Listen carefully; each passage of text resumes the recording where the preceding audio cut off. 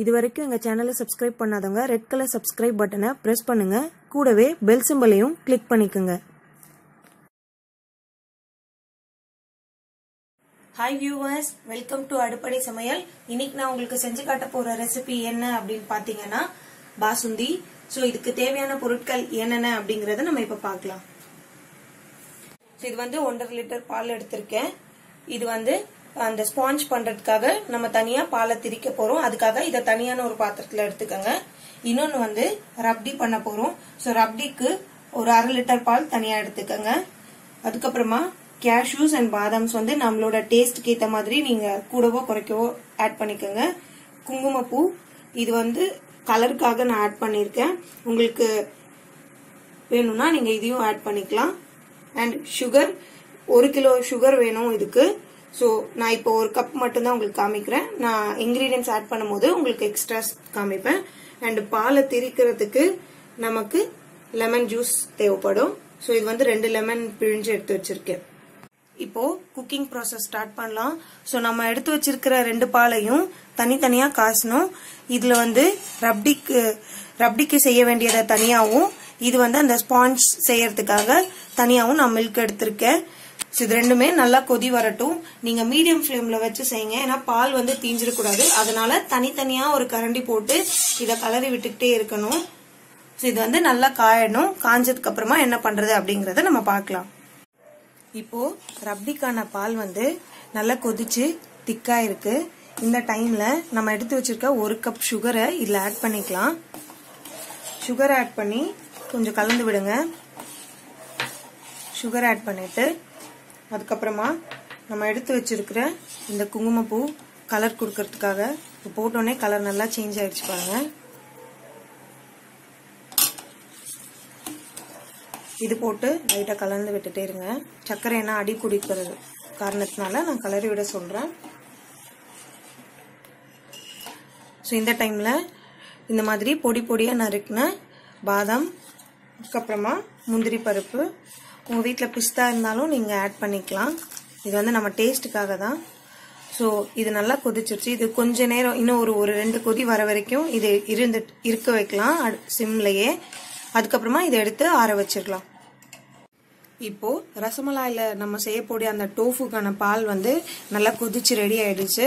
இப்போ இதை தனியா இறக்கி வச்சிடலாம். கொஞ்சம் ஆறுனதுக்கு அப்புறமா லெமன் ஜூஸ் ஆட் பண்ணி இதை திரிய வைக்கலாம். ஸோ இப்போ ரப்டிக்கான பால்ல நம்ம எல்லாமே இன்கிரீடியன்ஸ் ஆட் பண்ணதுக்கு அப்புறமா ஒரு 2 கொதி வந்துருச்சு. ஸோ இந்த டைம்ல ஃப்ளேம் ஆஃப் பண்ணிட்டு இதை கூல் பண்ணிடலாம் கொஞ்ச நேரம். இப்போ டோஃபுக்கான பால்ல ஹீட் கம்மியாகல அந்த மாதிரி சமயத்துல நம்ம என்ன பண்ணலாம்னா நம்ம கொஞ்சமா தண்ணி ஆட் பண்ணிக்கலாம். ஸோ இதை ஆட் பண்ணோம்னா நமக்கு ஹீட் கொஞ்சம் கம்மியாகும். ஸோ இதுக்கப்புறமா கொஞ்சம் கொஞ்சமா நம்ம லெமன் ஜூஸ் இதுல ஆட் பண்ணணும். ஆட் பண்ணிட்டு கலந்து விடணும். இது மாதிரி கொஞ்சம் கொஞ்சமா இருக்கிற எல்லா லெமன் ஜூஸையும் ஆட் பண்ணி பாலை நம்ம திரிய வச்சிடலாம்.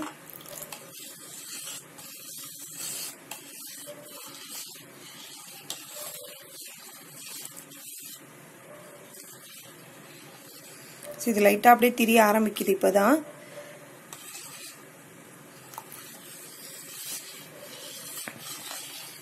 பாத்தீங்கன்னா உங்களுக்கே தெரியும். இப்போ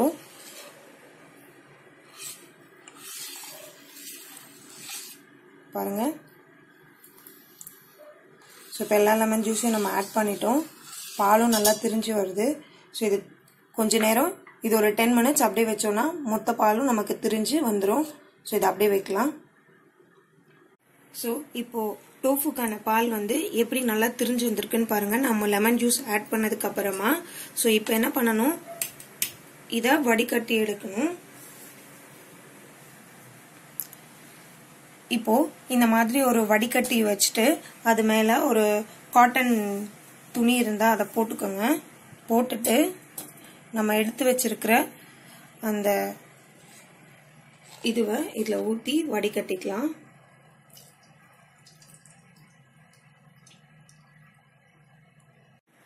இப்போ நம்ம எல்லாத்தையும் வடிகட்டிட்டோம். வடிகட்டினதுக்கு அப்புறமா இந்த டவலை மட்டும் எடுத்துருங்க. இந்த டவலை மட்டும் எடுத்து இன்னொரு பாத்திரத்து மேல வச்சுட்டு இந்த மாதிரி ஒரு பாத்திரத்துல அந்த டோஃபுவை மாத்திட்டு நம்ம கை வச்சு இதை நல்லா அலசி விடணும். ஏன்னா நம்ம லெமன் ஜூஸ் ஊத்திருக்கோம் இல்லையா, சோ அந்த புளிப்பு தன்மை இதுல இருக்கும். சோ அதனால லெமன் ஜூஸ் போற மாதிரி, அந்த புளிப்பு தன்மை போற மாதிரி நம்ம தண்ணி நல்லா விட்டு இதை அலசிக்கணும்.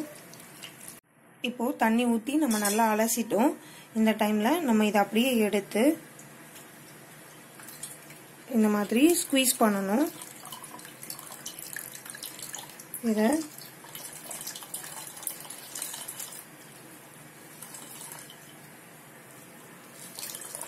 தண்ணி நல்லா வடிகட்டணும். இதுல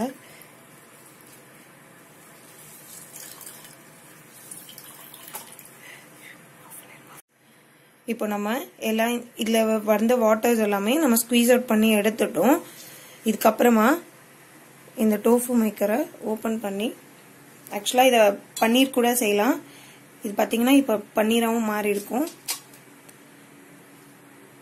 சோ இத வச்சு நல்லா நம்ம கையிலேயே இப்படி ஸ்மாஷ் பண்ணி இப்படி அழுத்தி அதை நல்லா சாஃப்ட் பண்ணணும். ஸோ இந்த மாதிரி நம்ம நல்லா ஸ்மாஷ் பண்ணிட்டோம். ஸ்மாஷ் பண்ணதுக்கு அப்புறமா இதுல பைண்டிங் ஏஜென்ட்டா நம்ம வந்து கார்ன்ஃபிளவர் மட்டும் கொஞ்சமா ஆட் பண்ணிக்கலாம். இது வந்து ஒரு 1/4 தேக்கரண்டி மட்டும் போடுங்க. போட்டுட்டு லைட்டா வாட்டர் ஆட் பண்ணி இதை டோஃபு மாதிரி பிடிச்சுக்கோங்க. ஏன்னா ட்ரையா இருக்கும் இப்போ.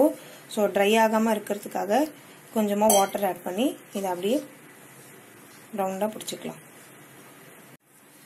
நம்ம பைண்டிங் ஏஜென்ட்டா போட்டு கொஞ்சோண்டு அந்த கார்ன்ஃபிளவரும் கொஞ்சமா வாட்டர் ஆட் பண்ணி நம்ம இந்த மாதிரி நம்மளோட இந்த பாம் வச்சு இந்த மாதிரி கீழே பிரஸ் பண்ணணும். இது ஒரு 10 மினிட்ஸ் நீங்க இந்த மாதிரி பிரஸ் பண்ணிட்டே இருக்கணும்.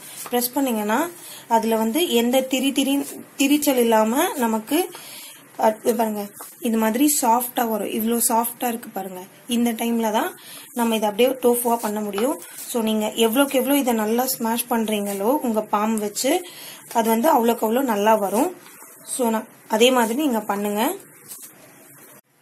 இப்போ நம்ம எல்லா அந்த டோஃபுவோட மாவையும் வந்து என்ன பண்ணிருக்கோம்னா 10 மினிட்ஸ் கையிலேயே இந்த பாம் வச்சு ஸ்மாஷ் பண்ணி இந்த மாதிரி ஒன்னோட ஒண்ணு நல்லா அந்த வீரல்லாம் இல்லாம, அந்த என்ன சொல்றது, பாலோட திரிச்சல் தன்மை இல்லாம நம்ம ஒரு நம்மளோட கோதுமாவோ இல்ல மைதா மாவோ அந்த பதத்துக்கு நம்ம எடுத்துட்டு வந்துட்டோம். சோ இந்த டைம்ல இத வந்து ஒரு சின்ன உருண்டையா புடிச்சு நம்மளோட 2 இந்த மாதிரி உருட்டிட்டே வரணும். ஓகேங்களா? உருட்டிட்டு சும்மா லைட்டா ஒரு பிரஸ் அப்படி பண்ணீங்கன்னா உங்களுக்கு எந்த திரிச்சலும் இல்லாம அது வந்துடும். ஓகேவா? சோ இந்த டைம் இதே மாதிரி எல்லாத்தையும் நம்ம செஞ்சு எடுத்து வச்சுக்கலாம். கொஞ்சம் சின்னதாவே செஞ்சுக்கங்க. ஏன்னா நம்ம இப்ப சுகர் சிரப்ல இதை ஆட் பண்ண போறோம். அப்படி ஆட் பண்ணா இது 3 மடங்கு பெருசாகும். அதனால இந்த மாதிரி நல்லா உருண்டையா பண்ணிட்டு ஜஸ்ட் ஒரு பிரஸ், அவ்வளவுதான். அதே மாதிரி பண்ணி எல்லாத்தையும் எடுத்து வைங்க. ஸோ இப்போ நம்ம எல்லா டோஃபுவும் ரெடி பண்ணிட்டோம். இந்த மாதிரி நீங்க எல்லா அந்த மாவையும் இந்த மாதிரி பண்ணி எடுத்து வச்சுக்கோங்க. மீன்வைல் சைடில் ஒரு பேன் நல்லா ஹீட் பண்ணிக்கோங்க. இப்போ நம்ம சுகர் சிரப் ரெடி பண்ண போறோம் அதுக்கு. ஸோ அதில் ஒரு 3 கப் சர்க்கரை போட்டுக்கோங்க. உங்களோட டேஸ்ட்டுக்கு ஏற்ற மாதிரி தான். நீங்க அதிகமாக வேணும்னாலும் எக்ஸ்ட்ரா ஆட் பண்ணிக்கோங்க.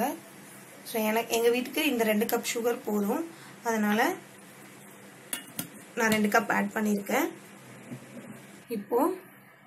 இப்போ நம்ம இது 2 கப் சுகர் ஆட் பண்ணியிருக்கோம். ஸோ இதுக்கு வந்து 4 கப் தண்ணி நம்ம ஆட் பண்ணுறோம்.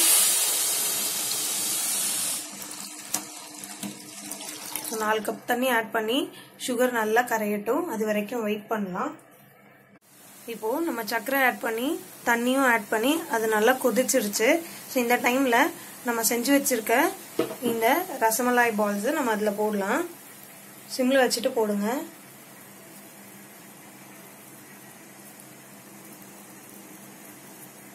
ஒன்னொன்னா போடுங்க. இப்போ நம்ம எல்லா பால்ஸும் இதுல ஆட் பண்ணிட்டோம். ஆட் பண்ணிட்டு ஒரு லைட்டா கலந்து விடுங்க. கலந்து விட்டுட்டு இந்த மாதிரி மூடி போட்டு ஒரு 10 மினிட்ஸ் அதை வேக வைக்கணும். ஆனா நீங்க 10 மினிட்ஸும் அப்படியே மூடி போட்டு விட்டுடக்கூடாது. இது என்ன பண்ணணும்னா ஒரு 2 மினிட்ஸ்க்கு எடுத்து நல்லா கலரி விடணும். இது நல்லா 3 டைம்ஸ் இது இப்போ போட்ட சைஸை விட நல்லா பாயில் ஆகி பெருசா வரும். நீங்களே பாருங்க. இப்போ நான் க்ளோஸ் பண்ணிடுறேன். இப்போ ஒரு 2 மினிட்ஸ் ஆயிருக்கு பாருங்க. இப்போ எந்த சைஸ்ல வந்திருக்கு அப்படின்னு. நம்ம இன்னும் ஒரு 8 மினிட்ஸ் நம்ம இதை வந்து நல்லா பாயில் பண்ணணும். ஸோ இப்போ லைட்டா ஒரு கலரி விட்டுக்குங்க. கலர் விட்டுக்குங்க.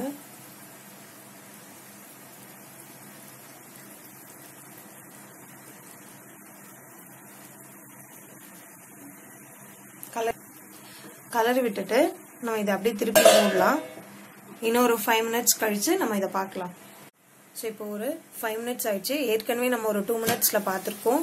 இப்போ 5 மினிட்ஸ் ஆனது பாருங்க எவ்வளோ நல்லா சப்பியா வந்திருக்கு பாருங்க. ஸோ இது இன்னொரு 2 மினிட்ஸ் அப்படியே இருக்கட்டும், மூடி வைக்கலாம். ஸோ இப்போ எக்ஸாக்டா 10 மினிட்ஸ் ஆயிடுச்சு. இந்த நிமிஷத்துல நம்ம ஓபன் பண்ணி கேஸ் ஆஃப் பண்ணிடலாம். ஆஃப் பண்ணிட்டு நம்ம எடுத்துருக்க டோஃபூஸ்லாம் எடுத்து தனியா பிளேட்ல வச்சு கொஞ்ச நேரம் ஆற விடலாம்.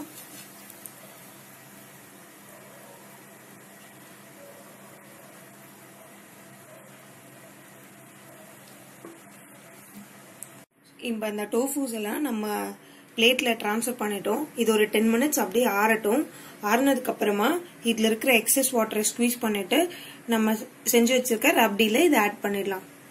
இப்போ இந்த டோஃபூலாம் ஒரு 10 நிமிஷம் ஆறிடுச்சு. உங்களோட கையில இந்த மாதிரி வச்சு எக்ஸஸ் வாட்டரை இப்படி ஸ்குவீஸ் பண்ணிக்கோங்க. ஸ்குவீஸ் பண்ணிட்டு எடுத்து இந்த மாதிரி ஒரு பிளேட்ல வச்சிருங்க. இப்போ எல்லாத்தையும் நாங்கள் ஸ்குவீஸ் பண்ணி எடுத்து வச்சுட்டேன்.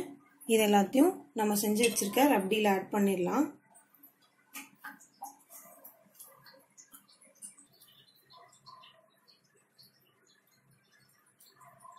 ஸோ எல்லா டோஃபூஸையும் நம்ம ஆட் பண்ணிட்டோம். சுவையான பாசுந்தி ரெடி ஆயிடுச்சு. ஸோ இதை எப்படி டிஸ்பிளே பண்ணிட்டு சாப்பிடலாங்கிறத பார்க்கலாம். சுவையான பாசுந்தி ரெடி ஆயிடுச்சு. இந்த வீடியோ உங்களுக்கு பிடிச்சிருந்துச்சுன்னா லைக் பண்ணுங்க, ஷேர் பண்ணுங்க, சப்ஸ்கிரைப் பண்ணுங்க. உங்களோட ஃபீட்பேக்ஸை கமெண்ட்ஸ்ல ஷேர் பண்ணுங்க. தேங்க்ஸ் ஃபார் வாட்சிங்.